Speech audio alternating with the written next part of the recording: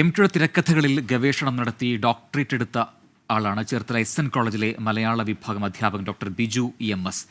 തിരക്കഥകൾക്ക് സാഹിത്യരൂപത്തിന്റെ മാന്യത ലഭിച്ചത് എം.ടി തിരക്കഥകൾ എഴുതി തുടങ്ങിയതോടെയാണ് എന്നാണ് ഡോക്ടർ ബിജു എം.എസ്. പറയുന്നത്. 2015 എം.ജി സർവകലാശാലയിൽ വെച്ചാണ് എം.ടിയുടെ തിരക്കഥകളിലെ മിത്തുകൾ എന്ന പേരിൽ ഡോക്ടർ ബിജു ഗവേഷണം നടത്തിയത്. ടോബി ജോൺസൺ തയ്യാറാക്കിയ റിപ്പോർട്ട് കാണാം. എം.ടിയുടെ പുസ്തകങ്ങൾ എന്നും പഠനവിധേയമായിട്ടുണ്ട്. അദ്ദേഹത്തിൻ്റെ തിരക്കഥകളും അതുപോലെ തന്നെയാണ്. ആ തിരക്കഥകളിൽ പഠനം നടത്തിയ വ്യക്തി എന്നോടൊപ്പമുണ്ട്. ഡോക്ടർ ബിജു എം.എസ്. ചേർത്തല എസ്.എൻ. കോളേജിലെ മലയാള വിഭാഗം അധ്യാപകനാണ്. എങ്ങനെ അനുസ്മരിക്കുന്നു എം.ടിയെ? ആദ്യം എം.ടിയെ സംബന്ധിച്ച് പറയുകയാണെങ്കിൽ കെ.പി. അപ്പൻ സാറിൻ്റെ വാക്കുകളിൽ പറഞ്ഞാൽ സമയതീരങ്ങളിലെ സംഗീതം നിലച്ചു എന്ന് തന്നെ പറയാം.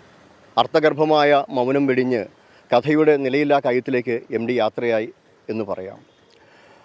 മലയാളിയെ സംബന്ധിച്ച് ഡിസംബറിൻ്റെ നഷ്ടമെന്ന ഒറ്റ വാക്കിൽ പറയാൻ കഴിയില്ല.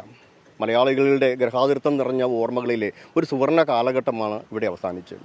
ആദ്യകാലത്തൊക്കെ എം.ടി തിരക്കഥ എഴുതിയോടുകൂടിയാണ് തിരക്കഥയ്ക്ക് ഒരു സാഹിത്യ രൂപത്തിൻ്റെ ഒരു മാന്യത ലഭിച്ചത്. എം.ടി തിരക്കഥ എഴുതിയോടുകൂടിയാണ്. അതിനു മുമ്പ് മലയാള സിനിമ എന്ന് പറയുന്നത് വാണിജ്യപരമായി അല്ലെങ്കിൽ സ്റ്റണ്ട് അല്ലെങ്കിൽ ഡാൻസ് അല്ലെങ്കിൽ 3 കുതിരയോട്ടം എന്നൊക്കെ പറഞ്ഞ രീതിയിൽ മുന്നോട്ട് പോകുമ്പോഴാണ് എം.ടി തിരക്കഥാ ലോകത്തേക്ക് വന്നത്. അപ്പോൾ എം.ടി തിരക്കഥ എഴുതിയ സമയത്ത് എം.ടിയുടെ തിരക്കഥ വായിച്ചു കഴിഞ്ഞാൽ അതൊരു ഷൂട്ട് ചെയ്യാൻ നമുക്കൊരു ബുദ്ധിമുട്ടുമില്ല. അതിലെ ചെറിയ ഒരു കഥാപാത്രത്തിൻ്റെ ചെറിയ മാനസികാവസ്ഥ പോലും അതിൽ രേഖപ്പെടുത്തിക്കൊണ്ടാണ് എം.ടി തിരക്കഥ എഴുതാറുള്ളത്. മലയാളികൾ ആഗ്രഹിക്കുന്ന അല്ലെങ്കിൽ മലയാളികളുടെ ഗൃഹാതുരത്വത്തെ അല്ലെങ്കിൽ തൃപ്തിപ്പെടുത്തുന്ന ചില കഥകളാണ് എം.ടി എഴുതാറുള്ളത്. ആ കഥ വായിച്ചു തുടങ്ങിയ ഏതൊരാളും എം.ടിയുടെ കൃതികൾ വായിക്കാറുണ്ട്. അപ്പോൾ എം.ടിയുടെ കഥ വായിക്കുന്ന സമയത്ത് അത് മഞ്ഞ എന്ന് പറയുന്ന നോവലുണ്ട്. അതിലെ ചില വാക്കുകൾ ഇപ്പോൾ വാലന്റൈൻസ് ഡേ വരുന്ന സമയത്ത് കുട്ടികൾ അറിയാതെയൊക്കെ അത് സ്റ്റാറ്റസ് ഇടാറുണ്ട്.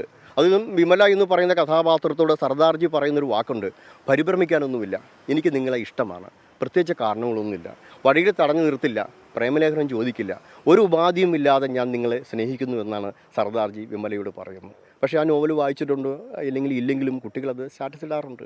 അല്ലെങ്കിൽ എം.ടി പറയുന്നു മനുഷ്യർ ഉപയോഗമുള്ളപ്പോൾ മാത്രം ലാളിക്കപ്പെടുന്ന വളർത്തു മൃഗങ്ങളാണ് മനുഷ്യർ അല്ലെങ്കിൽ നമ്മൾ മനുഷ്യരെന്ന് എം.ടി പറയാറുണ്ട്. കാലമെന്ന് പറയുന്ന നോവലിൽ സുമിത്ര പറയുന്നുണ്ട് സേതുവിനെന്നും ഇഷ്ടം സേതുവിനോട് മാത്രമാണ് എന്ന് പറയാറുണ്ട്. അല്ലെങ്കിൽ വാനപ്രസ്ഥം എന്ന് പറയുന്ന കഥയിൽ പറയുന്നു എല്ലാം നിശ്ചയിച്ചാണ്, എല്ലാം ദേവി നിശ്ചയിച്ചാണ്, നേരത്തെ നിശ്ചയിച്ചാണ് എന്ന് പറയുന്ന വാചകമുണ്ട്. അല്ലെങ്കിൽ മഞ്ഞെന്ന് പറയുന്ന നോവലിൽ അതിലെ വിമല പറയുന്നു വരാതിരിക്കില്ല, കാത്തിരിക്കുന്ന മനുഷ്യർ. ഈ വാക്കുകളൊക്കെ സാധാരണ ആളുകളൊക്കെ അവരുടെ മനസ്സിൽ പതിഞ്ഞു പോയ ചില ചിത്രങ്ങൾ, കരിങ്കൽ ചിത്രങ്ങൾ എന്ന് പറയുന്ന പോലെ കാലത്തിൻ്റെ കല്ലച്ചുകളായി മാറിയ ചില വാക്കുകളും ചില നിമിഷങ്ങളുമൊക്കെ സമ്മാനിക്കാൻ എം.ടിക്ക് കഴിഞ്ഞിട്ടുണ്ട് എന്നുള്ളതാണ്. എം.ടിയുടെ തിരക്കഥകൾ അതിനെക്കുറിച്ച് വിശദമായി പഠിച്ച വ്യക്തിയാണ് ബിജു സാറ്. അദ്ദേഹത്തിൻ്റെ എഴുത്തുകൾ എന്തായാലും കാലങ്ങൾക്കപ്പുറവും പഠനവിധേയമാകുമെന്നുള്ള കാര്യത്തിൽ യാതൊരു സംശയവുമില്ല. കോട്ടയത്ത് നിന്ന് ജിത്തുവിനൊപ്പം ടോബി ജോൺസൺ, 24.